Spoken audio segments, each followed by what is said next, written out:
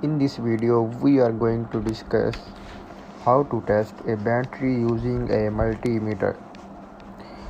Knowing how to test a battery using a multimeter is important to ensure the battery is working at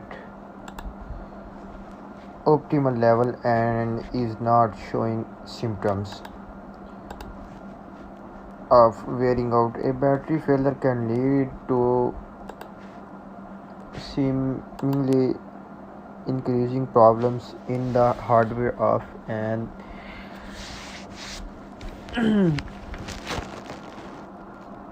electronic system or starting troubles in a car. A multimeter can be used to check the voltage and current produced by a cell, which is a multimeter can be used to check the voltage and current produced by a cell, which helps to recognize a fault battery. So the symptom of a poor battery and how to test a battery with the multimeter are discussed below.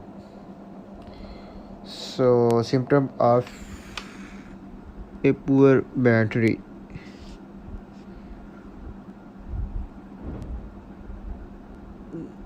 One sec, just give me some times. Okay, relax. So, physical issues like leaking, heating, physical broken terminals are bulging, and the battery is unable to hold a charge. The battery appears to charge to 100.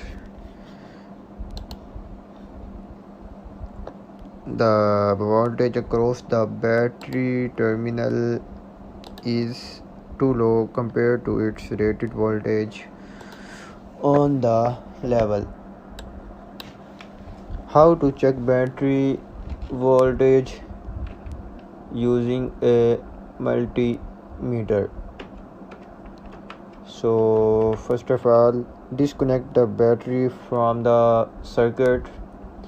After disconnecting battery from the circuit, rotate the knob of the multimeter. And set it to 15 to 20 voltage DC voltage. Connect the plug to the red probe.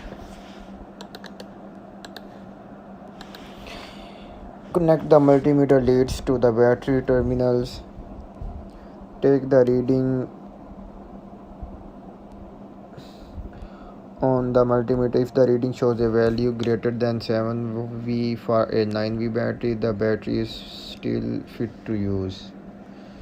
So if the reading shows a considerably low value, says 1 voltage lower than 1 voltage, and a 9V voltage battery, the battery may be faulty or dead and need to be replaced. As you can see in pictures, they're showing 5.77. so that's, I think, all confirmed. And now we are going to how to check battery amperage using a multimeter.